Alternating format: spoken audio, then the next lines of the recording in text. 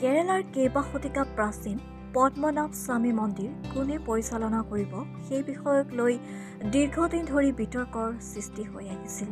অৱশেষত উচ্চ ন্যায়ালয়ে পদ্মনাভ স্বামী মন্দিৰ পৰিচালনাৰ দায়িত্ব ট্ৰাভাংকৰৰ ৰাজ পৰিয়ালৰ ওপৰত অৰ্পণ কৰে।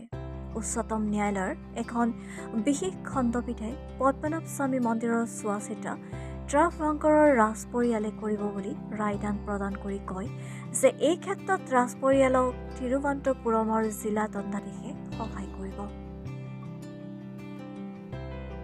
উচ্চতম ন্যায়ালয়ে অৱশ্যে মন্দিৰৰ ভল্ট বি খোলাৰ প্ৰসংগত কোনো কথা উল্লেখ কৰা নাই। এই মন্দিৰটো 2011 চনত পুনৰবাৰ চৰ্চাৰ কেন্দ্ৰবিন্দু হৈ পৰিছিল।